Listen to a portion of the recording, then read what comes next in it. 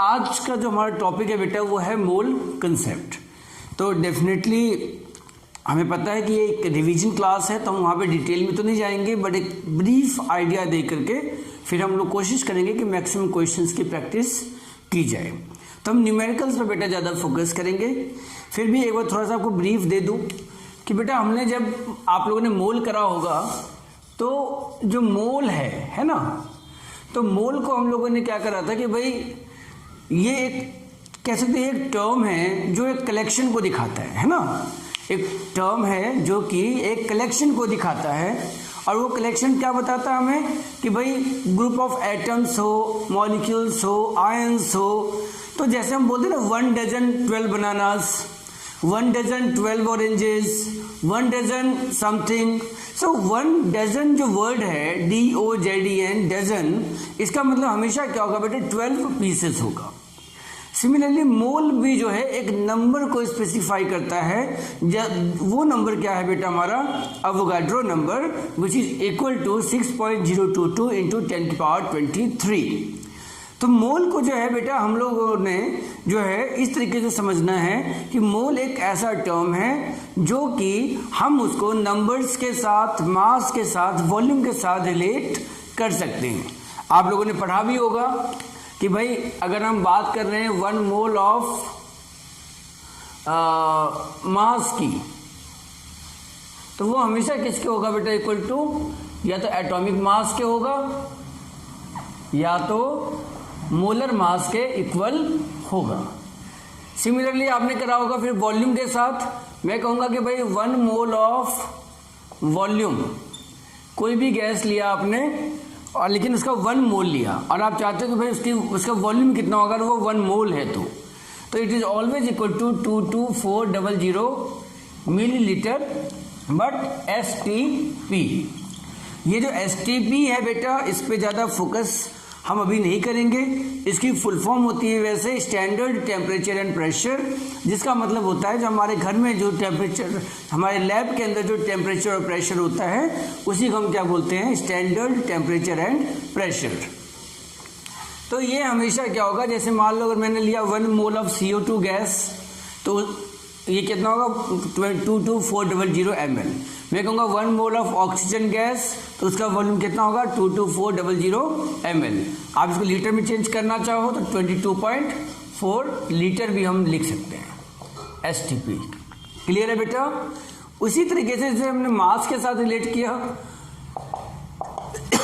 Volume के साथ relate किया, वैसे हम लोग बेटा 1 मोल ऑफ एटम्स की बात करें, आयंस की बात करें, मॉलिक्यूल्स की बात करें, पार्टिकल्स की बात करें, या इस तरह से किसी भी एंटिटीज की बात करें, तो ये क्या होगा बेटा हमेशा 6.022 इंटू 10 की पावर 23। मतलब अगर 1 मोल ऑफ एटम निकालना हो, चाहे 1 मोल ऑफ मॉलिक्यूल निकालना हो, चाहे 1 मोल ऑफ आयंस निकालना हो, 1 मोल ऑफ एनीथिंग, तो it will always equal to 6.022 into 10 की पावर 23। तो ये हम लोगों ने 3 टर्म्स में हमें जो है क्वेश्चंस को सॉल्व करना होता है। इसके अलावा बेटा यहाँ पर आपने कुछ फॉर्मूलाज भी करे होंगे कि भाई जैसे मुझे मोल निकालना है, तो आपने पढ़ा होगा कि अच्छा बेटा मोल को हम लोग N से रिप्रेजेंट करते हैं, तो इसका आपने पढ़ा होगा भाई गिवन मास अपॉन में मोलर मास, है ना। तो ये आप लोगों ने पढ़ा होगा। इसको आप कैसे रिप्रेजेंट करते थे, N equal to small m upon में कैपिटल M। तो एक तो आपको ये फॉर्मूला आपको याद रखना है, जो आपने फॉर्मूला जरूर याद यूज किया होगा आप लोगों ने, है ना। इसके अलावा आप लोगों ने कौन सा फॉर्मूला यूज किया होगा बेटा, नंबर्स वाला फॉर्मूला यूज करा होगा आप लोगों ने कि मान लीजिए अगर आपको नंबर ऑफ पार्टिकल्स गिवन है, और जैसे कि दूसरा फॉर्मूला आप लिख सकते हो नंबर ऑफ पार्टिकल्स अपॉन में अवोगाड्रो नंबर, जहां पे N क्या है बेटा नंबर ऑफ पार्टिकल्स और NO क्या है बेटा यहाँ पर अवोगाड्रो नंबर।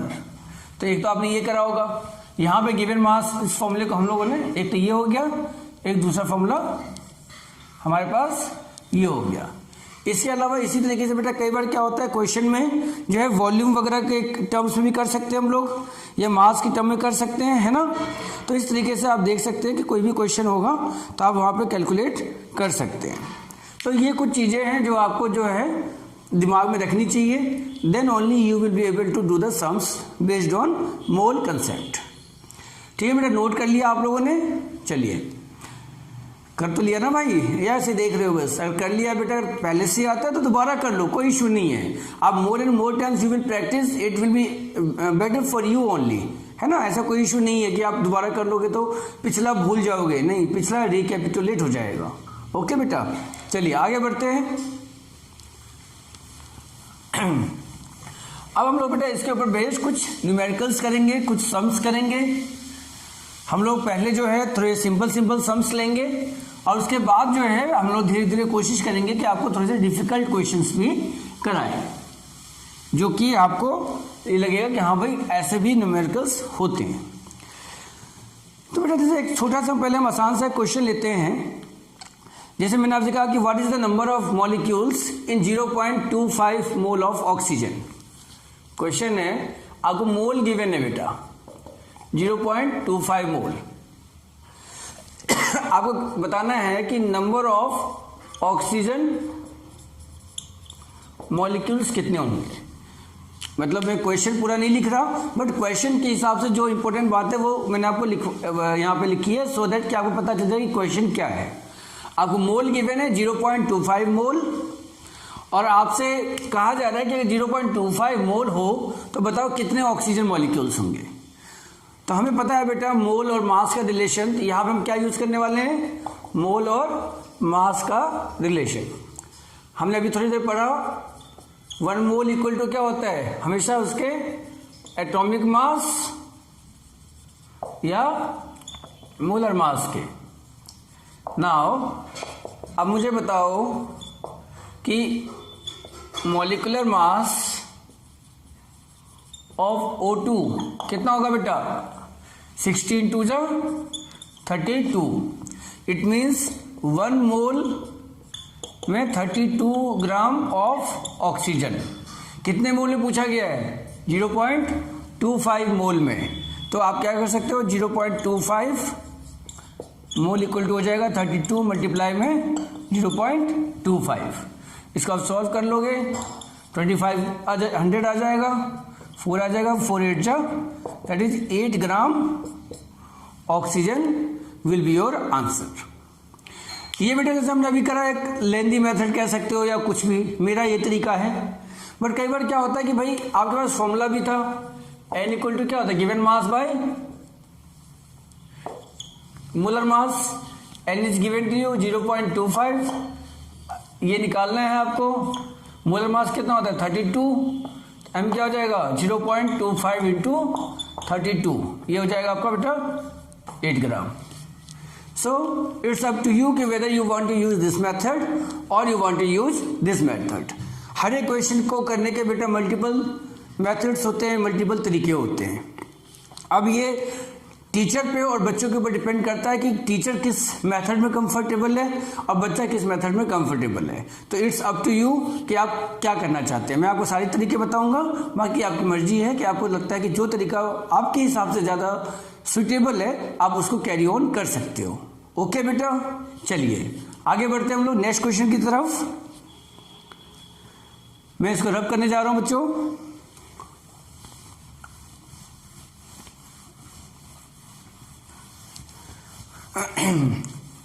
बेटा एक बड़ा ही पॉपुलर क्वेश्चन है जो क्लास 11th में भी है और क्लास 9th में भी है। क्लास 9th की एनसीईआरटी में है कि नहीं ये पता नहीं, पर क्लास 11th की एनसीईआरटी में बेटा जरूर है। ये बहुत ही पॉपुलर सा क्वेश्चन है। क्वेश्चन कह रहा है कि फ्रॉम 200 मिलीग्राम ऑफ CO2, ध्यान दीजिएगा, आपको 200 मिलीग्राम ऑफ CO2 गिवन है। दिस इज बेटा पूरा क्वेश्चन को डिक्टेट करके बोलना it will take some time, इसलिए हम इसी मेथड से करेंगे। ओके बेटा, तो क्वेश्चन है कि from 200 milligram of CO2 10 raised power 21 molecules are removed। 10 की पावर 21 मॉलिक्यूल्स जो है वो रिमूव किए गए। क्या करे गए बेटा? इसमें से इतने मॉलिक्यूल्स रिमूव कर दिए गए। तो क्वेश्चन है कि भाई मोल्स ऑफ CO2 लेफ्ट, तो कितना मोल जो है CO2 बेटा आपका लेफ्ट कर गया, ये आपका क्वेश्चन है। क्लियर है बेटा? देखो, इतना मिलीग्राम CO2 था, उसमें से इतने मॉलिक्यूल्स ऑफ CO2 रिमूव कर दिए गए, तो कितना मोल ऑफ CO2 बचा? ध्यान देंगे बच्चे, मिलीग्राम में क्वेश्चन था, नंबर्स के टर्म्स में मॉलिक्यूल्स रिमूव किए गए, मोल्स के टर्म में बताना है। अब तीनों चीजें, तीनों जो है अलग अलग उसमें है, तो आपको क्या करना पड़ेगा बेटा कि आपको कोई एक ऐसा कॉमन चीज लेनी पड़ेगी सो दैट कि आप उसको इजीली जो है सॉल्व कर पाए और इजीली जो है इसको आप निकाल सकें। सबसे पहले बेटा देखो, हमें यह पता है कि जो CO2 है, तो 1 मोल ऑफ CO2 का मास कितना होता है बेटा? 44 ग्राम। क्लियर है? अब 200 मिलीग्राम जो है हमारा, इसका मतलब होता है, इसको अगर डिवाइड कर दे 1000 से, अगर आपको, क्योंकि हम ग्राम में लेना चाहते हैं, तो 1 ग्राम में कितना ग्राम होता है बेटा? 1 ग्राम में कितना मिलीग्राम होता है? 1000 मिलीग्राम होता है। तो आपको ये जो दे रखा है 200 मिलीग्राम, और उस 200 मिलीग्राम को अगर आपको चेंज करना हो ग्राम में, तो आप कैसे करेंगे? डिवाइड बाई 1000 कर लेंगे, तो ये हो जाएगा बेटा 0.2 ग्राम। अब ये देखो बेटा कि भाई इतना ग्राम गिवन है, इतना इसका मोलर मास होता है, तो पहले इसको मोल में हम कन्वर्ट कर लेते हैं, क्योंकि क्वेश्चन हमें अल्टीमेटली मोल में ही चाहिए। तो हम ये कर लेते हैं कि भाई moles equal to given mass 0.2 upon में मोलर मास 44। डेसिमल आप रिमूव करोगे तो ये आ जाएगा, तो 2/440, दैट इज 1/220, ये आपका मोल हो गया। मतलब आपके पास ये 200 मिलीग्राम जो है उसका ये मोल गिवन है आपको। क्लियर है यहां तक? नाउ अब 10 की पावर 21 मॉलिक्यूल्स हैं बेटा, तो देखो आपको ये भी पता है कि 6 × 10 की पावर 23 मॉलिक्यूल जो होता है वो होता है 1 मोल। तो 1 मॉलिक्यूल में कितना मोल हो जाएगा बेटा? 1/6 × 10 की पावर 23 मोल हो जाएगा। हमें कितना मॉलिक्यूल की बात करनी है? 10 की पावर 21 मॉलिक्यूल की। तो 10 की पावर 21 मॉलिक्यूल में कितने मोल हो जाएंगे? 1/6 × 10 की पावर 23 × 10 की पावर 21 मोल। इसको जब आप सॉल्व करेंगे बेटा तो 23 1, तो ये हो जाएगा 1/6 × 10 की पावर 2 मोल। मतलब यहां ध्यान दे, इतना मोल बेटा हमारे पास क्वेश्चन था, इतने मोल्स निकाले गए। अब बस कर लो, तो number of moles left, number of moles left, so कैसे करेंगे? 1/220 माइनस 1 बाई, अगर हम इसको सही से देखें तो ये हो जाएगा 6 × 10 की पावर 2। अब इसको बेटा आपको सॉल्व करना पड़ेगा, ये आप खुद कर लीजिएगा, ठीक है? तो आपका ओवरऑल जो आंसर जो है बेटा वो आएगा 2.8 × 10 की पावर -3।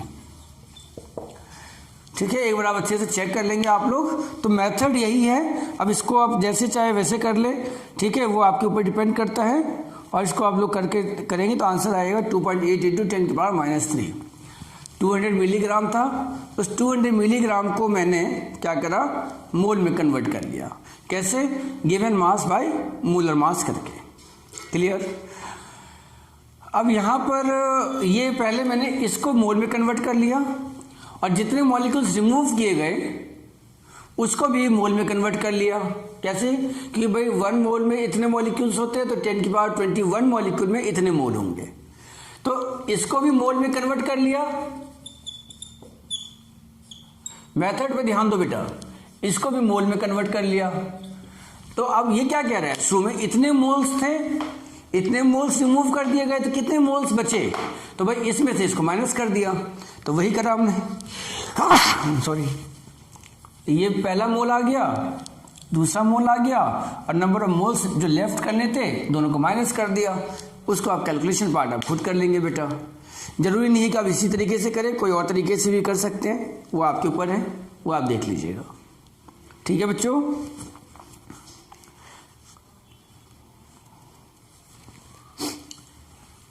चलिए अब बेटा एक और क्वेश्चन है जो सॉरी, एक और क्वेश्चन है बेटा जो बहुत ही पॉपुलर है। पॉपुलर इन द सेंस कि उस टाइप का क्वेश्चन जरूर आता है एग्जाम में। मैं ये नहीं कह रहा कि एज इट इज आ जाएगा, बट उस टाइप का क्वेश्चन बेटा 100% आता है। तो उस टाइप का क्वेश्चन में एक्चुअली क्या करना होता है हमें कि इलेक्ट्रॉन्स, प्रोटॉन्स और न्यूट्रॉन्स की कैलकुलेशन के ऊपर बेस्ड क्वेश्चंस होते हैं ये। तो जैसे कि मान लो आपको ये तो पता ही है कि एटॉमिक नंबर्स जो होते हैं, जैसे एटॉमिक नंबर जो है हमारा जेड, एटॉमिक नंबर क्या है बेटा, जेड। तो एटॉमिक नंबर बेसिकली होता है क्या है बेटा, नंबर ऑफ प्रोटॉन्स होता है, ध्यान रखना, नंबर ऑफ प्रोटॉन्स होता है। और अगर कोई न्यूट्रल एटम है बेटा, फॉर अ न्यूट्रल एटम, अगर कोई एटम न्यूट्रल है तो उसमें बेटा हमेशा number of proton is always equal to number of electron. तो यानी अगर आपको एटॉमिक नंबर पता है तो प्रोटॉन पता है, प्रोटॉन पता है तो इलेक्ट्रॉन पता है। अब जो प्रोटॉन प्लस जो न्यूट्रॉन है बेटा वो होता है mass number, that is a. Proton plus neutron क्या होता है, मास नंबर। तो कई बार किसी क्वेश्चन में आपको न्यूट्रॉन्स की भी रिक्वायरमेंट हो जाती है, तो न्यूट्रॉन निकालना हो तो कैसे करोगे, तो नंबर ऑफ न्यूट्रॉन अगर निकालना हो बेटा तो क्या करेंगे आप, ए माइनस पी। तो इस बात को आप ध्यान में रखते हुए कोई सा भी अगर आपके पास क्वेश्चन आ जाए तो आप उसको आप सॉल्व कर सकते हैं। ओके बच्चों, चलिए आगे बढ़ते हैं। जैसे क्वेश्चन है बेटा, find number of electrons, protons and neutrons in 1.6 gram of methane. Question है आपके पास कि आपके पास 1.6 ग्राम मीथेन है और उस 1.6 ग्राम मीथेन में आपको क्या करना है बेटा, electron, proton and neutron calculate करना है। तो सबसे पहले देखो बेटा, आपको गिवन मास क्या दे रखा है, 1.6 ग्राम, और मीथेन का बेटा मोलर मास क्या होता है, 16 ग्राम। उम्मीद है क्लियर होगा आपको। तो पहले आप इसको मोल में कन्वर्ट कर लेंगे, तो गिवन मास बाय मोलर मास, तो ये है 1.6 अपॉन 16, तो ये हो जाएगा बेटा 1/10, दैट इज 0.1 मोल। सर आपने मोल क्यों निकाला, मुझे ये समझ में नहीं आया। क्वेश्चन तो इलेक्ट्रॉन, प्रोटॉन और न्यूट्रॉन को कैलकुलेट करने का है। तो बेटा इलेक्ट्रॉन, प्रोटॉन और न्यूट्रॉन किसके अंदर होते हैं, एटम्स के अंदर होते हैं। अब एटम्स मिलकर के क्या बनाते हैं, मॉलिक्यूल्स बनाते हैं। तो आपको ये पता चल जाए पहले ना कि मॉलिक्यूल्स कितने हैं, और मॉलिक्यूल्स कितने हैं उसको पता करने के लिए आपको मोल पता करना पड़ेगा। तो वही हमने करा। अब 1 मोल में बेटा कितने मॉलिक्यूल्स होते हैं, 1 मोल में 6 इंटू, मैं राउंड ऑफ कर रहा हूं, 1 मोल इंटू 10 की पावर 6 इंटू 10 की पावर 23 मॉलिक्यूल्स होते हैं बेटा। तो यहां पे कितना मोल है हमारे पास, 0.1। तो 0.1 मोल ऑफ मीथेन कितने मॉलिक्यूल्स होंगे, 6 इंटू 10 की power 23 into 0.1 molecules of methane. So इसको आप सॉल्व कर लेंगे बेटा आराम से, है ना, एक एक जीरो से कैंसिल हो जाएगा। तो 6 इंटू 10 की पावर 22 मॉलिक्यूल्स ऑफ मीथेन। अभी तक हमने क्या कैलकुलेट करा, सिर्फ मॉलिक्यूल्स कैलकुलेट करे हैं मीथेन के। नाउ टेल मी, जो वन मॉलिक्यूल है बेटा मीथेन का, वन मॉलिक्यूल ऑफ मीथेन, मैं आपसे कहूँ कि वन मॉलिक्यूल ऑफ मीथेन में बताओ मुझे कितने इलेक्ट्रॉन्स होंगे। तो बेटा देखो, एक कार्बन है, 4 हाइड्रोजन है, तो 6 + 4 10 इलेक्ट्रॉन हो जाएंगे। क्लियर है? और मैंने आपको बता रखा कि इलेक्ट्रॉन जितने होते हैं उतने प्रोटॉन भी होते हैं, अगर उसके ऊपर कोई चार्ज नहीं है तो। ये रहा फॉर अ न्यूट्रल। तो यानी यहां पर ये भी कोई कंफ्यूजन नहीं है, 6 + 4 10 प्रोटॉन भी होंगे। लेकिन बेटा न्यूट्रॉन की अगर हम बात करें कि न्यूट्रॉन कितने होंगे, तो यहां पर बच्चे आप देख सकते हैं कि कार्बन का जो एटॉमिक मास है, यानी मास नंबर है, वो क्या होता है बेटा, 12 होता है। कार्बन का जो मास नंबर है वो होता है 12, और हाइड्रोजन का जो मास नंबर है वो होता है बेटा 1। और मास नंबर मैंने बता रखा है आपको कि क्या होता है बेटा, सम ऑफ प्रोटॉन प्लस न्यूट्रॉन। अब जब हाइड्रोजन का मास नंबर भी 1 है, प्रोटॉन भी 1 ही है, तो इसका मतलब न्यूट्रॉन नहीं होता होगा, है ना। और डेफिनेटली हाइड्रोजन के पास न्यूट्रॉन नहीं होता। तो इस केस में न्यूट्रॉन जो होंगे बेटा 6 + 0 यानी कि 6 न्यूट्रॉन हो जाएंगे। तो अभी हमने क्या करा, ये सारी चीजें बेटा वन मॉलिक्यूल के लिए ध्यान रखेंगे, ध्यान देंगे। ये जो आप देख रहे हो 10, 10 और 6, ये किसके लिए बेटा, सिर्फ वन मॉलिक्यूल के लिए। और हमारे पास कितने मॉलिक्यूल्स आए हैं, बोलो, 6 × 10⁻22 मॉलिक्यूल्स ऑफ मीथेन। तो अब आप करोगे नंबर ऑफ इलेक्ट्रॉन्स, तो इतने मॉलिक्यूल्स मल्टीप्लाई बाय 10, तो 6 × 10⁻22 × 10, दैट इज 6 × 10⁻23 इलेक्ट्रॉन्स। सिमिलरली बेटा नंबर ऑफ प्रोटॉन्स 6 × 10⁻22 × 10 प्रोटॉन, तो 6 × 10⁻23 प्रोटॉन। और इसी तरीके से नंबर ऑफ न्यूट्रॉन निकालना होगा बेटा, तो 6 × 10⁻22 मल्टीप्लाई बाय 6, 36 × 10⁻22 न्यूट्रॉन। आप चाहो तो इसको ऐसे ही लिख सकते हो, इसको आपने इस नंबर को छोटा करा, 36 से 3.6 बनाया, इसको बड़ा करना पड़ेगा, तो 10⁻23 न्यूट्रॉन। तो this is your final answer. Okay बेटा, यहां पर क्वेश्चन में नंबर ऑफ इलेक्ट्रॉन, प्रोटॉन और न्यूट्रॉन को सेपरेटली इन्होंने बोला था कैलकुलेट करने के लिए। कई बार ऐसे भी आ जाता है find the total number of electron, proton and neutron. उस केस में आप क्या करेंगे, इस भाई साहब को, इस भाई साहब को, इस भाई साहब को ऐड कर देंगे, that will be your final answer. तो मैं उम्मीद कर सकता हूं बेटा कि आप लोगों को समझ में आ रहा होगा, जरूर आ रहा होगा, है ना बेटा। चलिए अब इसको आप लोग नोट कर लीजिए, इसको नोट करके हम लोग फिर आगे के अभी कुछ और क्वेश्चंस करेंगे दूसरे टाइप्स के।